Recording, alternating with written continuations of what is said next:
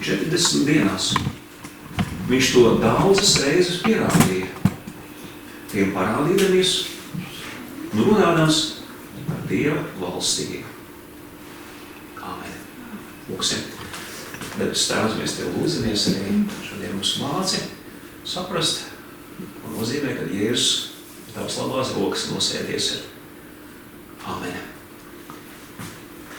Un tad kopīgi galvu lūkšana.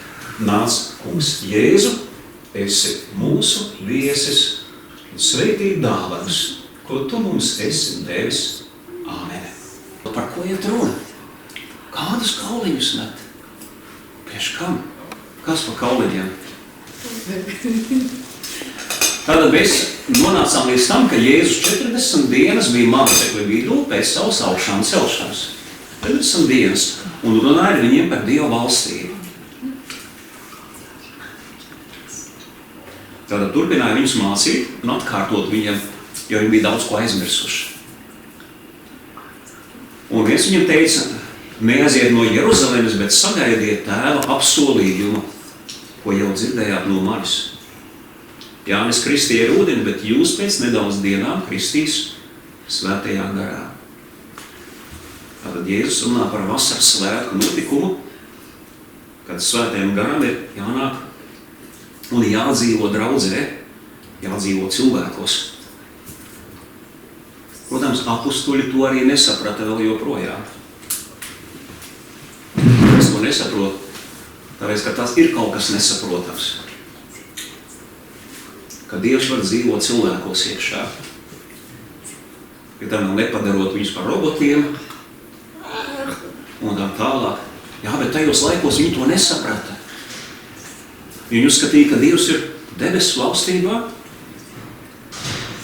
un cilvēks ir šeit. Viņi to nespēja saprast, bet viņiem vajadzēja to piedzīvot.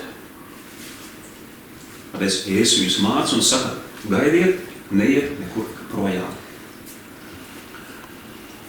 Viņi savukārt uzdev jautājumu, vai tu šajā laikā no jauna uzcelsi Izrēlam ķēniņa valsti.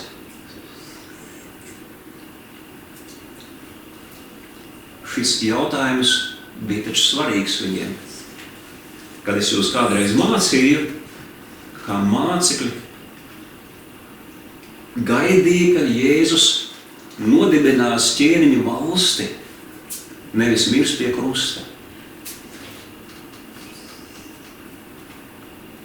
Un viņi divi mācekļi sūdzējās Jēzu, ko nepazina. Mēs domājām, ka viņš būs tas, kas uzcels šo ķēniņu valsti Izrēlā. Te viņš ir nomiris, izrādās. Tāpēc šis atkal jautājums paceļās. Labi, mēs tevi Jēzu nesapratām. Jā, tev vajadzēja mirt un augšām celt. Bet tagad taču ķēniņu valsti vajag. Mēs taču to gribam. Bībelē tieši tā rakstīts ir. Kā tas būs? Un Jēzus viņiem, protams, arī atbild. Bet viņš saka tā, ka šis nav jūsu daļa zināt to, kad tas notiks. Un tas, protams, ir izraisījis vislielākās problēmas kristīgajā ticībā. Tieši šis jautājums. Jo viena cilvēki gribēja ļoti ātri, lai tas notiek. Un, ja tu zini tā laika apstākļus, cik viņi bija grūti, dzīvot bija smagi.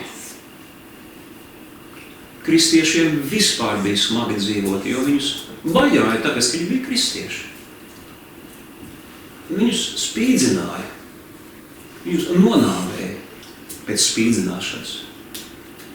Arī izveidoja visādas nežēlīgas nāves soda veidus. Un kristiešiem gribējās, ka tas beigtos.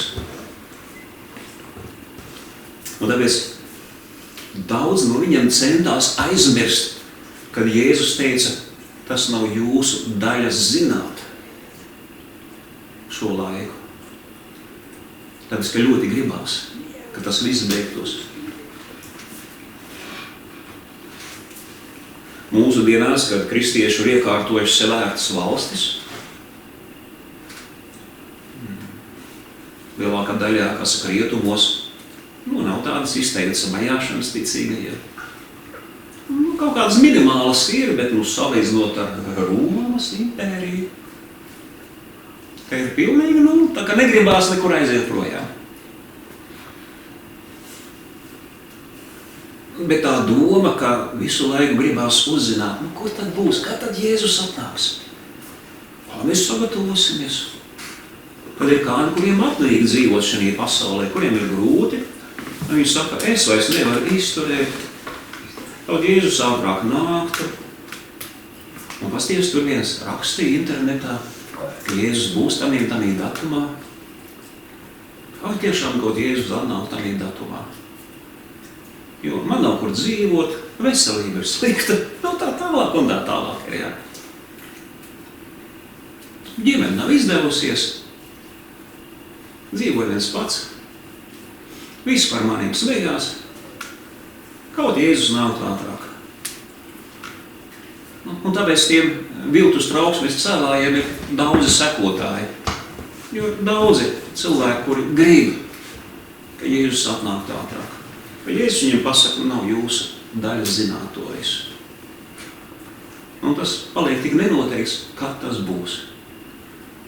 Tā mēs visu laiku ik pa laikam dzirdam, ka kāds ir aprēķinājis, kad Jēzus atnāks un kā parasti. Saka, nekāda aprēķina nav, jo Jēzus saka, jums nav jāzina diena, ne stunda. Jā, tas nav jums domāts. Bet viņš saka, bet jūs saņemsiet svētā gara spēku. Ja. Un šis vārds bet nozīmē to, jā, jūs saka, jūs paliekat neziņā, bet jums kaut kas labāks tiek dots. Ja. Jūs saņemsiet svētā gara spēku. Un tas ir svarīgāks nekā zināt, kad es atnākšu. Un kāpēc? Tāpēc, ka Dievam nav vajadzīgs tikai 12 mācekļi, vai 200 mācekļi, vai 300, vai 1000, vai miljons. Dievam vajadzīgi ir daudzi cilvēki. Un tāpēc viņš saka, jums ir jākļūst par maniem lieciniekiem visā pasaulē. Un ja visā pasaulē, mēs taču zinām, cik pasaule ir liela, otrs mēs zinām, cik kristieši slinki. Tāpat kā ir cilvēki.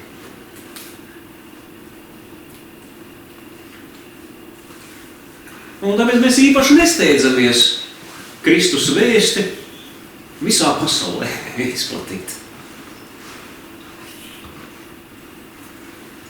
Jā, nopietni, tas ir diezgan ilgs process, ir iedomājieties, paiet 2000 pāri gadi.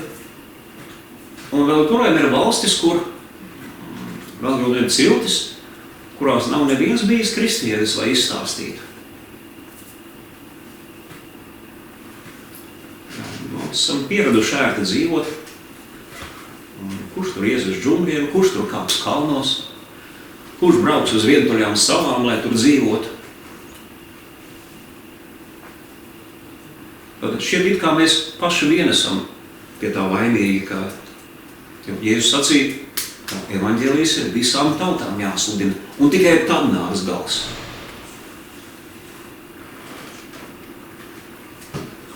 Tātad trūkst kristiešu dedzības šajā jautājumā, līdz visām pasaules galam to darīt. Tad, ja kāds grib, lai Jēzus atnāk ātrāk, ko var darīt praktiski? Atbalstīt misionārus. Finansiāli, vismaz 5 eiro aizsūtīt. Un lūkšanās, lai Dievs sūta šos misionārus, kas grib uzņemties grūtības, jā. Un kas grib, kā saka, nevis ar zobenu vai varu, bet ar vēsti. Nāk pie šiem cilvēkiem un saskarties ar grūtībām. Jo tā, tu nāc ar miera vēsti, tad tu vienmēr saskarsies ar milzīgām grūtībām. kara vēstī ir bailes. Cilvēki pārbīstās un saka, es ticēsim visam, ko tu saki, tikai atstāj mūs dzīvus. Tā nav Kristus vēsts sludināšana. Jums jābūt maniem lieciniekiem, nevis karavīriem.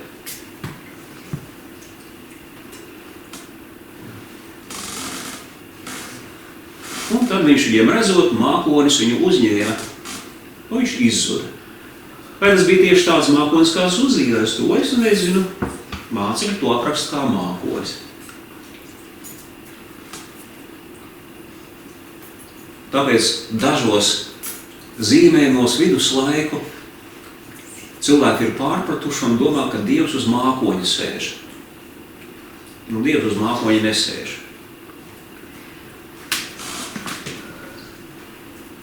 Jā, tas ir kaut kāds bērnu pasaciņas, ka kāds uz mākoņa maliņas skatās lejā.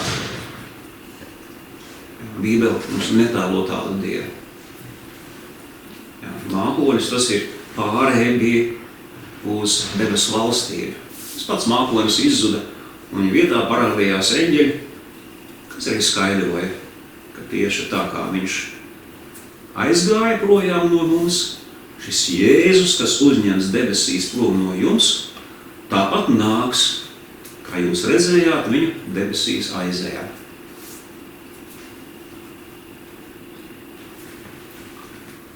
Un tas arī ir interesanti. Tas nozīmē, ka Jēzus atnāks tāpat tādā pašā miesā, kā viņš aizgāja projām. Un kāpēc mēs tā īpaši atzīmējam debes braukšanas dienu? Nevis tāpēc, ka Jēzus kā gars pazuda, vienkārši izgaisa tāpat, bet ka viņš kā cilvēks tika uzņemts debesīs. Kā Dievs bija izveidojis šādu cilvēku miesu, kas var nonākt Dieva valstībā.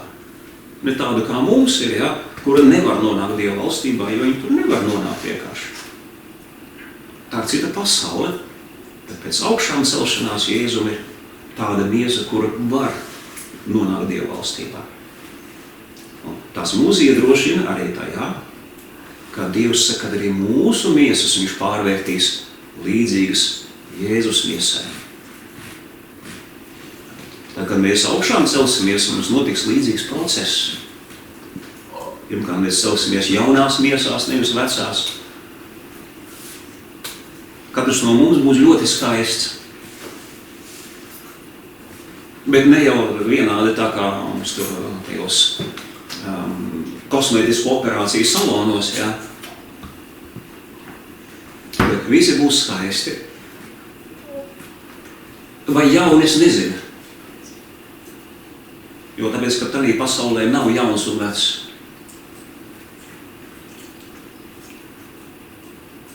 Jo, piemēram, 24 vecajie Dieva troņa priekšā noliek savus kroņus. Un dienām naktīm ir Dieva troņa priekšā. Viņi ir veci. Tāpēc, bet vai viņiem kaut kas sāp? Vai viņi ir novecojuši? Nē, viņi nav novecojuši. Viņiem nekas nesāp. Viņi nejūtās veci. Tas ir interesanti, ka tādā pasaulē nav vecuma un nav jaunības.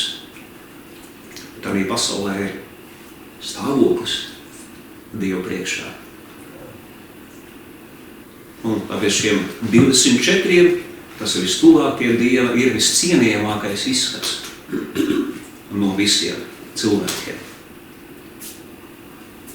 Bet viņi nav ne jauni un ne veci. Viņi ir mūžīgi,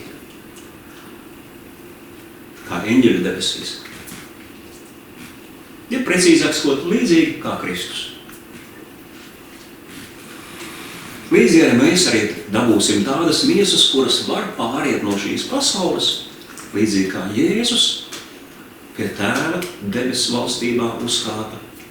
Tāpat līdzīgi arī mēs šādās līdzīgās miesās arī kļūsim līdzīgi eņģeļiem. Ne eņģeļi, bet līdzīgi eņģeļiem, atcerēsimies vienmēr. Ne eņģeļi, mēs nekļūsim par eņģeļiem, bet līdzīgi. Mēs nevarēsim vairs mirt, mums nekas nesāties, nekāda noguruma nebūs, nes kāda izsalkuma, nes kādas slāpes, jo mēs būsim pilnībā pārvērsti jaunai dzīvei. Bet pirms tas notiks Jēzus atnākšana, lai tiešām nodibinātu Izraēlam īpašu valstību, jo tas ir apsolījums. Un Dievs beigās apsolījumu piepildīs. Bet pirms tam mūsu pagānus ir jāuzņem Dieva valstībā, lai šo apsolījumu piepildītu. Tā kā mums vēl ir laiks. Tālāk viņi pulcējās visi kopā, jo gaidīja. Viņi gaidīja, kad piepildīsies, ka nāk šī svētā gara spēks pār viņiem. Jo Jēzus teica, palieciet Jeruzalemē. Viņi palika un katru dienu lūdza Dievu. Mēs teiksim, viņi slinkoja, viņi nestrādāja, protams. Iedomājieties, ja jums saka, pēc nedaudz dienām ar jums notiks kaut kas nozīmīgs. Ja mēs ietu strādāt tūlīt. Mēs pagaidītu, ka tas notiktu ar mums, un tad mēs secinātu, ko tālāk darīt. Tāpēc viņi gatavojās tam notikumam ar lūkšanām. Un viena no lietām, kas viņiem gadījās, viņi bija palikuši 11 mācekļi, 11, 12 tā vairs nebija. Bija 11. Bet apustuļi sauca vienmēr par 12. Viņiem bija tāda, iesauka viņu kompānijai. 12. Un viņi secināja, kā var mūs saukt par 12, ja mums ir 11. Kaut kas ir jādara. Jādabūjies vietā ir. Lai būtu 12. Nezinu, kāpēc viņi tā izgudroja. Bet viņi gribēja, lai būtu pilns skaitlis. Un tāpēc Pēters sāka runu. Viņš saka, ka Bībelē bija rakstīts, ka notikums ar Jūdu, kas parādīja ceļu Jēzus gūstītājiem, ka tas ir Bībelē aprakstīts. Un tas ir viss piepildījies, ka viņa nams aizgājis ir postā. Un viņš skaidro, viņš bija mūsu vidū, bija izraudzīts šai kalpošanai kopā ar mums, bet viņš nolēma par netaisnības algu, tiem 33 sudraba grašiem, iegādēties zemes gabalu. Tik viņš zemu novērtēja Jēzu. Un patiešām tā arī ir. Patiesībā 33 sudraba gabali ir niecīga summa. Tā ir 33 dienu darba alga.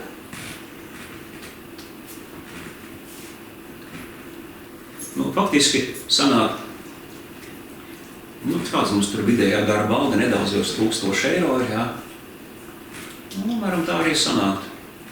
1500, 1500 eiro tika novērtēta Jēzus dzīvība. Ļoti zema, godīgi sakot. Mūsu dienās pat nevienu zemes gabalu nevar par 1500 nopirkt arī. Tur bija citas cenas vienkārši. Bet kas notika? Viņš pakārās, jo vainas sajūta viņu nomocīja. Un tā kā viņš nebija vairs ticīgs uz Jēzu, viņš šo vainas sajūtu nevar izturēt. Un viņš tiešām uz Jēzu nebija ticīgs, jo ja viņš teiktu, es nodevu Dieva dēlu,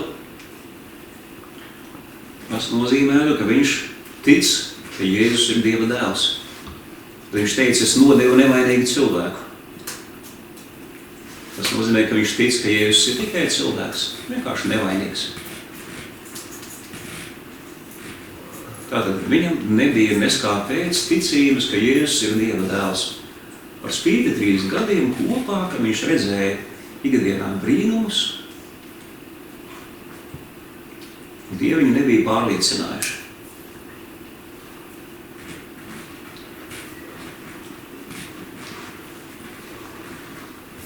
Protams, viņam beidzās bēdīgi, viņš nokrita zemē, uzpūtās, saule, vēders kļūst liels, uzpūšās no pūšanas un pārsprāva ļoti nepatīkams skats pretīgs.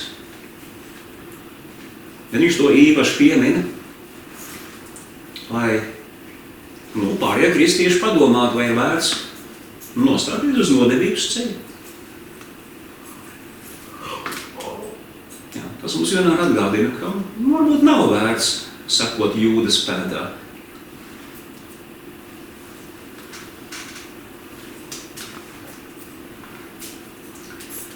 Bet viņš saka, tagad kādam no vīriem, kas visu laiku bija kopā ar mums, tad viņam jāņem ir vieta.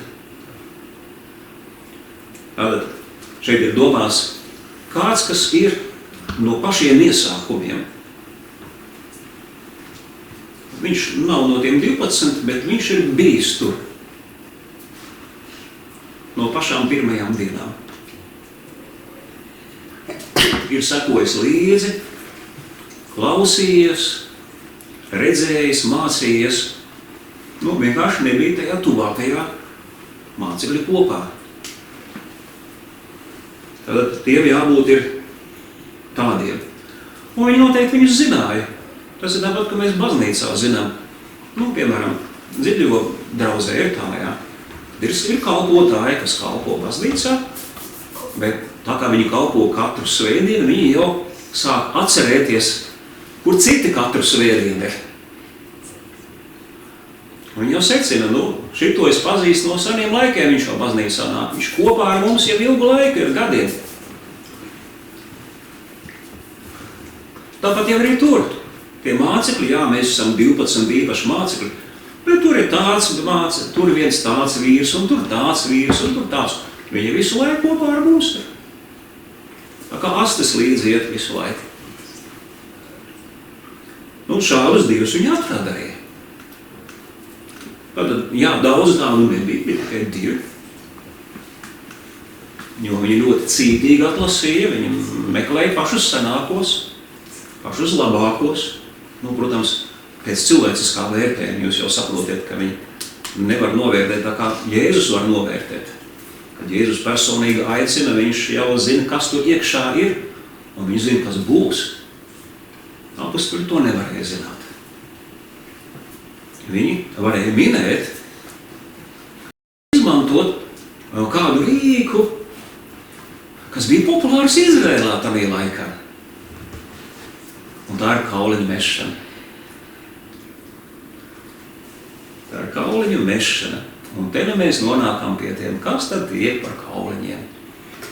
Uz ekrāna jūs redzat.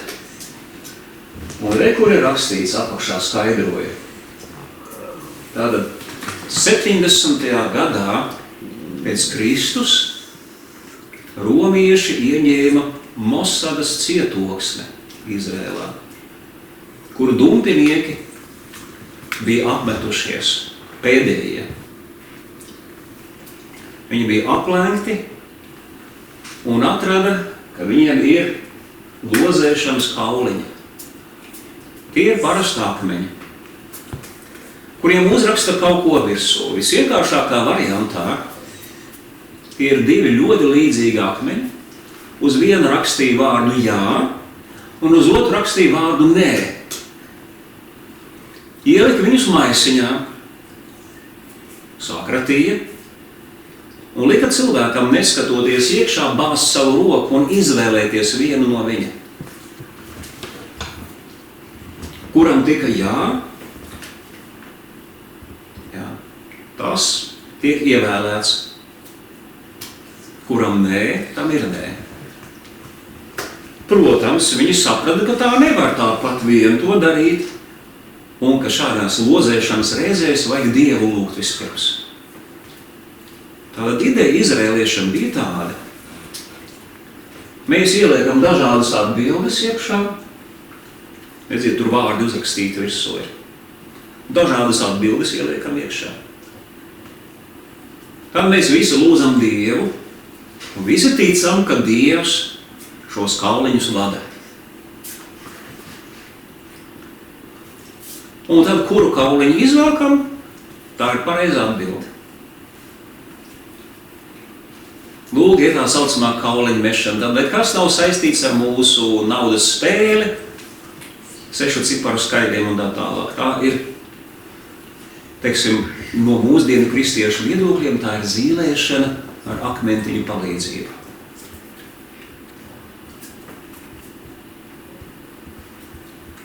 Kāpēc mēs tā nedaram vairāk? Kāpēc tā bija vienīgā un pēdējā reize? Tāpēc, ka pēc nedaudz dienām notika vasaras svētki. Mācekļiem vairs kauliņus nevajadzēja, jo mēs lasām apustuļu darbu grāmatā, ka svētais gars uz viņiem runāja un skaidri norādīja, ko darīt. Viņiem nevajadzēja vairs zīlēt, jo viņiem Dievs uz viņiem runāja. Un kopš tā laika mēs esam pilnībā atteikušies no šiem kauliņiem, ko Izrēlā plaši izmantoja. Tam ir laikā plaši izmantoja. Jo Izraēla tauta bija bez svētā gara. Izraēla tauta bija bez praviešiem. Bet viņi gribēja, lai Dievs kaut kādā veidā viņiem dod norādījumus. Un viņi lasīja Mūzes grāmatā, ka priesteriem bija šie zīlējumie kauliņi. 2 kauliņi. Tie paši jā un nē. Tikai šie kauliņi bija domāti, lai Dieva templī saskaņā ar Dieva pavēli noteiktu vainu vai nevainu tajos gadījumos, kad cilvēku tiesa nevarēja atrast neko. Un viņus tiešām izmantoja ne bieži, bet reti, bet tādi bija. Un viens no piemēriem ir, kad izrēliešiem neveicās kaujā ar ienaidniekiem, tad viņi ņēma šos kauliņus un uzdeva jautājumu, kura no ciltīm ir vainīga, kura ir grēkojusi. Dievs, ka tu esi tik dusmīgs uz mums, ka mūsu vīri kaujā ar apkalti visi. Un tad viņi meta šos kauliņus jā un nē un atklāja vienu cilti. Tad viņi vaicāja, kura no cilts ģintīm ir pie tā vainīga. Ar šo kauliņu palīdzību noteica, kura. Tad lika visām ģimenēm iet pēc kārtas garām, un priesteris šos kauliņus meta. Viņš noteica vienu ģimeni, un tad katrs no viņiem nāca atsevišķi garām un noteica vainīgo. Un tad viņš vaicāja, ko tu esi darījis? Atklāja Dievam un visai sapulcei, kas pa lietu. Un tad tas vīrs teica, es nozagu dārgu mēteli, es nozagu sudrabu naudu un paslēpu savā teltī. Nu, protams, kad izrēlieši to lasīja, viņi teica, tas taču ir brīnišķīgs veids. Viņi tikai aizmirsa to, ka to priesteri darīt tikai drīkstēja. Un tikai pie derības telts, pie tempļa, nevis ikdienā kaut kur ņemt kauliņus un vest. Bet Izrēlā tas bija kļuvis par tādu, paradumu. Jā, bet vismaz jūs tagad redzat, ko tas nozīmē? Tas mēģinājums uzzināt Dieva gribu ar akmentiņu palīdzību, kuriem uzrakstīti vārdi ir. Mēs, protams, nezinām, kādi tieši vārdi bija uz apustuļiem tur uzrakstīti. Iespējams, ka tur bija šo 2 kandidātu vārdi vienkārši uzrakstīti. Vienkārši uz katru no akmentiņiem bija uzrakstīts viena vārds un otra vārds. Un tad kāds no apustuļiem bāza roku un vienu vilkāru.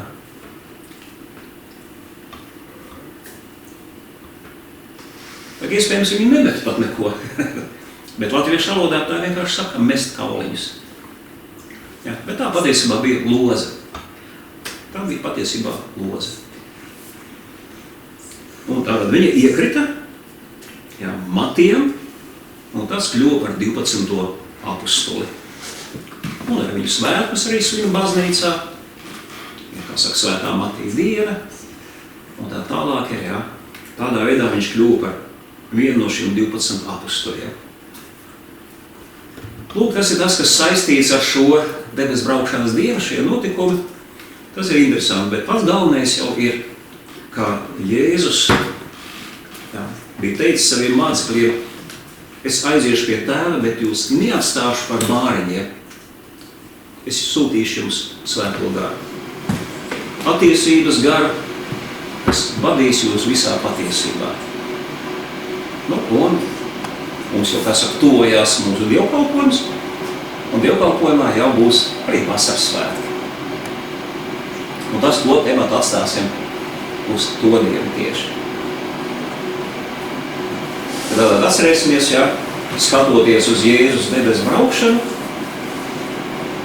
padomāsim, ka līdzīgā veidā arī mēs uz turien aiziesim.